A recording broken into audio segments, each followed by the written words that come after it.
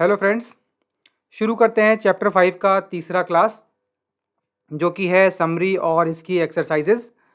Introduction to Euclid geometry chapter के हम लोग पहले के 2 क्लासेस में इसका थ्योरी पार्ट पढ़ चुके हैं और अब इस क्लास में हम लोग इसका सम अप कर लेते हैं इसको और इसमें दी गई एक्सरसाइज को कर लेते हैं ताकि हमारी अंडरस्टैंडिंग और बेहतर बन सके।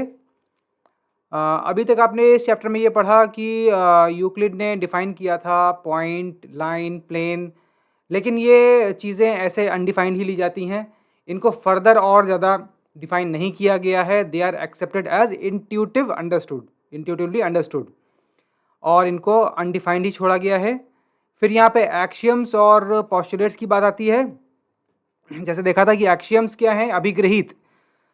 ये वो नोशंस हैं जो मैथमेटिक्स में इन जनरल अप्लाई होती हैं और इसमें हम ज़्यादातर मैग्नीट्यूड की कंपैरिजन करते हैं। और पोस्टुलेट्स क्या हैं?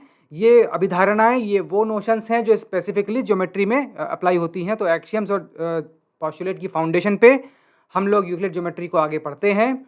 इनको हम लोग फॉर ग्रांटेड लेते हैं, इनको ट्रू माना जाता है, यूनिवर्सल ट्रूथ माना जाता है। थ्योरम्स क्या होता है? थ्योरम्स ये वो स्टेटमेंट हैं जिनको एब्सोल्युटली प्रूव किया जा चुका है और इसमें कोई डाउट नहीं है। बियॉन्ड डाउट इनको लॉजिकल रीजनिंग के आधार पर, एक सीक्वेंस ऑफ लॉजिकल स्टेटमेंट्स के आधार पर डिराइव किया जाता है और एक्शियम और पोस्टुलेट्स की जो फाउंडेशन है उससे ही फर्दर इनको डिड्यूस किया जाता है और इनको थ्योरम कहा जाता है, यानी हिंदी में इसको प्रमेय कहते हैं। आगे इंट्यूशन जिसे हम अंतर्ज्ञान कहते हैं, ये मैथमेटिकल थिंकिंग का आधार है, फाउंडेशन ऑफ मैथमेटिकल थिंकिंग, और इसी आधार पे एक्शियम्स और पोस्टुलेट्स का निर्माण होता है।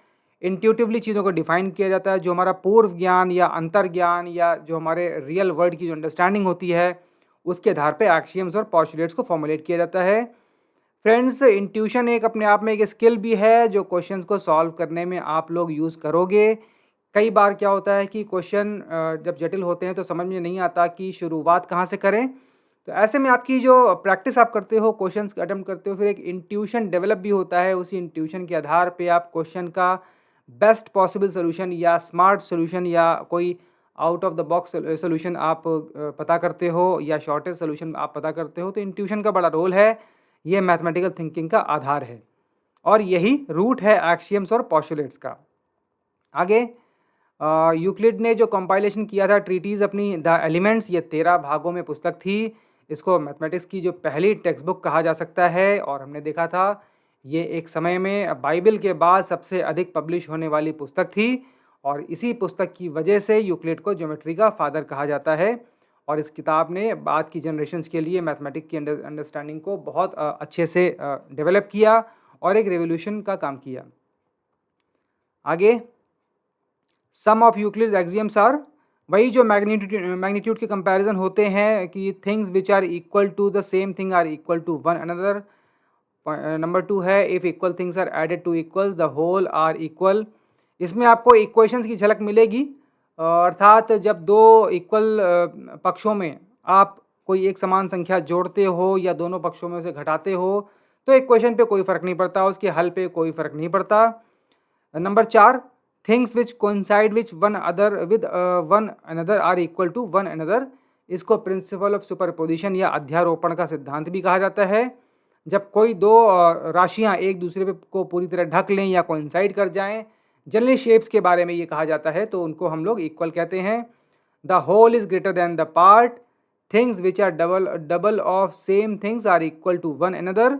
Things which are halves of the same thing are equal to one another. ये एक्सियम्स हैं और ये इन जनरल मैथमेटिक्स में अप्लाई होने वाली धारणाएं हैं, नोशंस हैं, और इनको मैग्नीट्यूड के संदर्भ में देखा जाए तो आप बेहतर समझ पाएंगे। यहाँ पे ज़्यादातर देखिए मैग्नीट्यूड की बातें हो रही हैं, इक्वल की बातें हो रही हैं, डबल की बात हो रही है, हाफ की बात हो रही है, तो यहाँ से ये इंडिकेशन मिलता है कि ये एक्सियम्स मैग्नीट्यूड के परिप्रेक्ष्य में बताई गई हैं। आगे यूक्लिड के जो पोस्टुलेट्स हैं, जो बहुत बेसिक फाउंडेशनल स्टेटमेंट्स हैं, वो इस प्रकार हैं। पोस्टुलेट 1 हमने देखा था, ए स्ट्रेट लाइन में be drawn from any one point two any other point. किन्हीं भी दो बिंदुओं के बीच में एक सरल रेखा ड्रॉ की जा सकती है। Number 2, a terminated line can be produced indefinitely. एक टर्मिनेटेड लाइन को हम लोग इनडेफिनिटली बढ़ा सकते हैं। इसका इस्तेमाल होता है ज्योमेट्रिकल कंस्ट्रक्शंस में, जो हम लोग मैथमेटिकल प्रूफ में इस्तेमाल करेंगे। हम लोग अपेंडिक्स 1 वाला चैप्टर जब कवर करेंगे मैथमेटिकल प्रूफ्स, तो हम देखेंगे कि ज्योमेट्रिकल कंस्ट्रक्शन किस प्रकार से सहायक होते हैं गणितीय रिजल्ट्स को सिद्ध करने के लिए। फिर आगे है अ circle can be drawn with any centre and any radius. ये मान के चला जाता है कि किसी भी केंद्र और किसी भी दी गई त्रिज्या से एक वृत्त को की रचना की जा सकती है। Number 4, all right angles are equal to one another. Right angle अर्थात समकोण, सभी समकोण एक दूसरे के बराबर होते हैं परिमाण में, यहाँ भी मैग्नीट्यूड की बात है। और फिर आता है सबसे जटिल पॉस्टुलेट, द फिफ्थ पॉस्टुलेट, जो सबसे ज़्यादा कॉम्प्लिकेटेड है। ये कहता है कि if a straight line falling on two straight lines makes the interior angles on the same side of it taken together less than two right angles, then the two straight lines, if produced indefinitely, meet on that side on which the sum of angles is less than two right angles. ये अपने आप में एक theorem जैसा sound करता है और इसको पहले 4 पॉस्टुलेट्स के प्रयोग से सिद्ध नहीं किया जा सकता। हमने देखा था, हमने इस पर डिस्कशन भी किया था, और ये सबसे ज़्यादा जटिल पॉस्टुलेट है, द फिफ्थ पॉस्टुलेट। इस पे हम और भी गहरी चर्चा करेंगे जब हम लोग द मैथमेटिकल प्रूफ्स वाला अपेंडिक्स 1 चैप्टर शुरू करेंगे, जो इस चैप्टर के ठीक बाद आएगा। आगे एक्सरसाइजेस पे सीधे आते हैं, क्योंकि इसमें जो दी गई एक्सरसाइजेस हैं उससे हमारी अंडरस्टैंडिंग और बेहतर होगी। तो थ्योरी के बियॉन्ड अब थोड़ा एप्लीकेशन सीखते हैं, जिससे हम इस चैप्टर को और अच्छे से समझ पाएँ और जो हमारी सारी लर्निंग्स हैं उनको अप्लाई करना सीख पाएँ। Question 1, true false. हाँ, पहला स्टेटमेंट क्या है? Only one line can pass through a single point. ये फॉल्स है। देखिए क्यों फॉल्स है। ये जो डायग्राम बना हुआ है, टू इंटरसेक्टिंग लाइन्स हैं। टू, इसका एक्सप्लेनेशन ये है, two intersecting lines which are obviously distinct pass through a point. Clearly जो दो रेखाएं प्रतिच्छेद करती हों वो निश्चित रूप से अलग अलग रेखाएं हैं, और उनमें जो कॉमन पॉइंट है उनसे ही दोनों निकल रही हैं, पास थ्रू कर रही हैं। तो क्लियर होता है कि ओनली वन वाली बात यहाँ पे फॉल्स हो गई। ठीक है। Number 2, there are an infinite number of lines which pass through two distinct points. False. सीधा ही एक्सियम 5.1 पेज नंबर 64 से फॉलो होता है। There are infinite number of lines नहीं, हमारा एक्सियम 5.1 क्या कहता है? Given two distinct points there is a unique line that passes through them. तो एक्सियम्स को तो झुटलाया नहीं जा सकता, इसलिए निश्चित रूप से ये स्टेटमेंट फॉल्स है। आगे, a terminated line can be produced indefinitely on both the sides. True, by virtue of postulate 2, जो कि कहता है a terminated line can be produced indefinitely. तो इनडेफिनेटली का मतलब हुआ कि दोनों ही साइड्स पे उसे बढ़ाया जा सकता है। एक ट्रंकेटेड या टर्मिनेटेड लाइन को जब दोनों ही दिशाओं में बढ़ाया जा सकता है। ये सीधे सीधे पोस्टुलेट 2 से निकल के आ रहा है। ट्रू है स्टेटमेंट। अगला, if two circles are equal then their radii are also equal. ये भी ट्रू है by virtue of axiom 4। Axiom 4 page number 63 जो कहता है प्रिंसिपल ऑफ सुपरपोजिशन की बात करता है, अध्यारोपण का सिद्धांत। Things which coincide with one another are equal to one another. अब अगर दो सर्किल इक्वल हैं, मतलब वो एक दूसरे पे कोइंसाइड करते हैं, तो वो पूरी तरह समान हो गए। और जब सर्किल एक दूसरे के इक्वल होते हैं तो उसकी जो डायमेंशन होती है, जो सर्किल की मेन डायमेंशन, की डायमेंशन उसकी रेडियस होती है, डायमीटर होती है, वो बराबर हो जाएगी। क्लियर है। तो ये ट्रू है बाय वर्च्यू ऑफ एक्सियम 4। आपको इन स्टेटमेंट्स को एक्सियम्स और पोस्टुलेट्स के आधार पर ट्रू या फॉल्स बताना है, तभी आप समझ पाओगे कि आपने इस चैप्टर में जो सीखा उसका क्या एप्लीकेशन है। और सारी ही ज्योमेट्री इन 4-6 पोस्टुलेट से निकलती है, तो ये सारे ही true false in the beginning in axiom और पोस्टुलेट से डिराइव हो जाएंगे। आगे, फिगर 5.9, ये 3 लाइन सेगमेंट दिए हैं। कह रहे हैं ए बी और पी क्यू बराबर हैं, और फर्दर पी क्यू और एक्स वाई बराबर हैं, तो ए बी और एक्स वाई बराबर होंगे। ये स्टेटमेंट है। Axiom 1, yes, things which are equal to the same thing are equal to one another. तो अब देखिए, ए बी और एक्स वाई दोनों ही पी क्यू के बराबर हैं। ए बी और एक्स वाई दोनों ही पी क्यू के बराबर हैं। देखिए ए बी बराबर पी क्यू दिया हुआ है और एक्स वाई बराबर पी क्यू दिया हुआ है, तो परस्पर ए बी और एक्स वाई भी बराबर हो जाएंगे बाई वर्च्यू ऑफ एक्सियम 1। ये इसका सीधा वन लाइन एक्सप्लेनेशन है, true. Things which are equal to the same thing are equal to one another. आगे अब यहाँ पे दो पॉस्टुलेट दिए हुए हैं। पहला 3.1 का है, ये है given any two distinct points A and B there exist a third point C which is in between A and B. दो अलग अलग पॉइंट्स ए और बी हैं तो उनके बीच में एक पॉइंट सी ज़रूर एग्जिस्ट करता है। ये पॉस्टुलेट है, देखते हैं ट्रू है कि नहीं। देखिए मान लो अगर सी एग्जिस्ट नहीं करता होता, अगर ए और बी के बीच में सी एग्जिस्ट नहीं करता होता तो ए और बी एक दूसरे के ऊपर आ जाते, एक दूसरे के ऊपर सुपर इम्पोज कर जाते और उस दशा में ए और बी डिस्टिंक्ट नहीं रहते। क्लियरली इस चित्र में देखें, जो छोटा सा लाइन डायग्राम है ए सी बी मैंने बनाया है। अगर हम कह रहे हैं ए और बी डिस्टिंक्ट हैं और मान लो कि उसके बीच में कोई सी एग्जिस्ट ना करता होता, इसका उल्टा मान लें, अगर इसका उल्टा मान लें कि चलो ठीक है, if C do not exist between A and B then A and B can not be distinct. Of course अगर ए और बी के बीच में कोई पॉइंट स्थित नहीं है, इसका मतलब क्या हुआ, ए और बी कोइंसाइड कर गए, एक दूसरे के ऊपर आ गए, सुपर इम्पोज कर गए, तो बाई वर्च्यू ऑफ एक्सियम 4 ए और बी फिर डिस्टिंक्ट नहीं रह जाते, एक ही बिंदु हो जाता, तो स्टेटमेंट इज ट्रू। मतलब हमने इसका उल्टा माना और जो रिजल्ट प्राप्त हुआ वो गलत है, तो इसे कहते हैं प्रूफ बाय कॉन्ट्राडिक्शन। इस मेथड को हम थोड़ा और डिटेल में पढ़ेंगे अपेंडिक्स 1 प्रूफ्स इन मैथमेटिक्स वाले चैप्टर में, कि कॉन्ट्राडिक्शन द्वारा हम चीज़ें कैसे प्रूव या डिसप्रूव करते हैं। यहाँ पे इसका एक्सप्लेनेशन यही है, इसको आप नोट कर लें। मैंने कहा था सारे ही नोटेशंस नोट करते चलें। ये सोल्यूशन है, let us assume if C do not exist between A and B then A and B can not be distinct. Clearly यहाँ से दिख रहा है, which shows that the statement is true.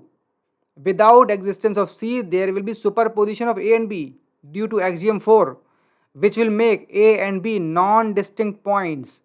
Therefore, by contradiction, ये prove हो जाता है। अगला स्टेटमेंट 3.2 क्या दिया हुआ है, There exist at least 3 points which are not on same line। ठीक है, There exist at least 3 points which are not on same line। ठीक है, ट्राइंगल बना दीजिए। कोई भी ट्राइंगल होगा तो vertices of triangle are not collinear. कोई भी त्रिभुज होगा तो उसके जो शीर्ष होते हैं वो संरेखीय नहीं होते हैं। क्लियरली, तो ये कम से कम 3 पॉइंट्स हैं। There exist at least 3 points that are not on the same line, true है। अच्छा, theorem 5.1 guarantees non collinearity of such 3 points. Theorem 5.1 क्या है, two distinct lines can not have more than 1 point in common. तो जो त्रिभुज की sides है ना, वो डिस्टिंक्ट लाइन्स ही तो हैं, उनके बीच में एक से अधिक बिंदु कॉमन हो ही नहीं सकता। तो परस्पर अगर 3 साइड्स हैं तो हमको 3 पॉइंट मिल जाएंगे जो डिस्टिंक्ट हो जाएंगे। अब देखिए आगे, अगर स्टेटमेंट 3.2 फॉल्स होता then it would imply the absurdity that every 3 points are collinear। अगर ये स्टेटमेंट गलत होता जो 3.2 दिया हुआ है, there exist at least 3 points that are not on same line, मान लो ये गलत होता स्टेटमेंट, तो इसका क्या अर्थ निकल के आता, इसका अर्थ ये निकल के आता कि सभी 3 बिंदु, सारे ही 3 पॉइंट्स यूनिवर्स में जितने भी हों पॉइंट्स, उनमें से कोई भी 3 आप चूज कर लीजिए, वो हमेशा संरेखीय होंगे, कोलिनियर होंगे। Every 3 points are collinear. If the statement 3.2 was false it would imply the absurdity, एक एब्सर्ड चीज़ निकल के आएगी कि every 3 points are collinear, which is wrong. ऐसा तो हो ही नहीं सकता। अगर ऐसा हो गया इसका मतलब यूनिवर्स में केवल एक ही स्ट्रेट लाइन है। फाइन, तो स्टेटमेंट जब उल्टा करके देखा तो उससे एक एब्सर्ड रिजल्ट प्राप्त हो रहा है, अर्थात स्टेटमेंट फॉल्स नहीं हो सकता। इसे कहते हैं मेथड ऑफ कॉन्ट्राडिक्शन। इसको हम लोग अपेंडिक्स 1 वाले चैप्टर में डिटेल में पढ़ेंगे। Question 4, if a point C lies between 2 points A and B such that A C बराबर B C, then prove that A C is equal to half of A B. अब दिया हुआ AC बराबर BC है, then add AC on both sides, AC और BC line segment की length को दर्शाते हैं, तो ये एक तरह की इक्वेशन है। अब हम लेंथ AC बोथ साइड अगर ऐड कर दें तो एक्सियम 2 के अनुसार अगर सेम संख्या ऐड की जाए तो कोई फ़र्क नहीं पड़ता। एक्सियम 2 देखिएगा, उसका एप्लीकेशन करके हम लोग इस समीकरण में AC दोनों तरफ जोड़ेंगे तो हमको मिलेगा AC plus AC is equal to BC plus AC, which will show twice the AC is equal to AB, which means AB is double of AC, अर्थात AC is half of AB। तो axiom 2 के application से आपने प्राप्त किया कि AC is equal to half of AB है, यही इसका प्रूफ है। ये प्रूफ हो जाएगा इसका डायग्रामेटिकली। अगला question, in question 4 point C is called a mid point of line segment AB, prove that every line segment has one and only one mid point. Prove करें कि हर रेखाखंड का एक अद्वितीय मध्य बिंदु होता है। मान ले रेखाखंड AB है, इसमें दर्शाया गया हुआ है, उसके दो मध्य बिंदु हैं। मान ले इफ पॉसिबल कि this line segment AB has two mid points C और D, और ये दो डिस्टिंक्ट हैं। If possible then let us assume there are two distinct mid points C and D of line segment AB।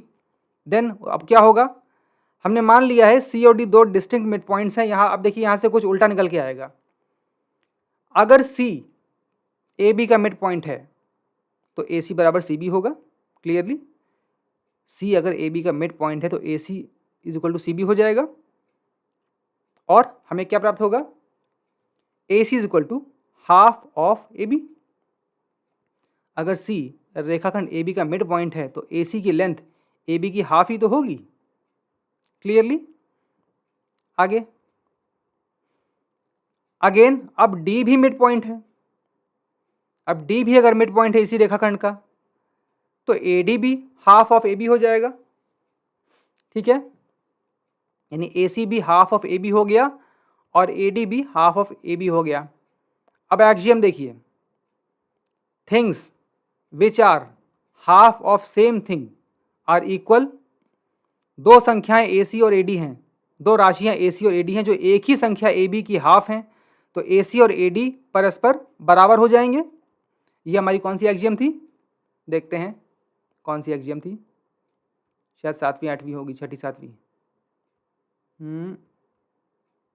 ये axiom, things which are half of same thing are equal to one another, axiom number 7। यहाँ से प्राप्त होता है कि अगर जो चीज़ें, कोई दो चीज़ें हैं किसी एक ही संख्या की हाफ हैं तो वो दोनों भी आपस में बराबर होंगी। देखिए लॉजिक का फ्लो फॉलो कीजिए। यहाँ पे दिख रहा है कि हमने मान के चले कि दो डिस्टिंक्ट मिड पॉइंट्स हैं और उससे क्या रिजल्ट निकल के आया, ये क्या हमारा सवाल, हाँ, AC हाफ ऑफ AB है और AD भी हाफ ऑफ AB है, तो दो राशियां जो एक ही संख्या की हाफ हैं वो परस्पर बराबर हो जाएंगी। अब AC AD के बराबर हो गया, then by principle of superposition axiom 4 points C and D are not distinct. देखिए अब दो रेखाखंड AC और AD बराबर हो गए तो सुपर इम्पोज कर लिया एक दूसरे को, तो AC का अंत वाला पॉइंट है C और AD का एंड पॉइंट है D। C और D एक के ऊपर एक आ गए, अध्यारोपण हो गया। AC रेखाखंड ये रहा और AD ये रहा, एक दूसरे के ऊपर आ गए। इसका मतलब by superposition principle point C and D are not distinct. तो ये तो हमारी इनिशियल बात का कॉन्ट्रडिक्शन आ गया। हम तो मान के चले थे शुरू में ही कि टू डिस्टिंक्ट मिड पॉइंट्स हैं C और D, अर्थात यहाँ से निकल के आ रहा है कि C और D डिस्टिंक्ट नहीं हो सकते, विच मीन्स एक यूनिक मिड पॉइंट ही होगा किसी भी रेखाखंड का। ये है बाय कॉन्ट्रडिक्शन, आपने इसको प्रूव किया, which proves that mid point of AB is unique. अब उसको आप C कहें या D कहें, वो वस्तुतः एक ही बिंदु है, यहाँ से प्रूव हो गया, hence prove. Question 6, if AC is equal to BD then prove that A B is equal to C D. Observe that इस डायग्राम में पॉइंट्स ए बी सी और डी कोलिनियर हैं, संरेखीय बिंदु हैं। ए सी बराबर है A B plus B C के, clearly A C is equal to A B plus B C. B D बराबर है B C plus C D के, B D is equal to B C plus C D. प्रश्न में दिया हुआ है ए C बराबर बी डी के है, तो जब ए सी और बी डी को बराबर रखोगे तो आ जाएगा A B plus B C is equal to B C plus C D. अब इसमें दोनों पक्षों में से आप बी सी घटा सकते हो।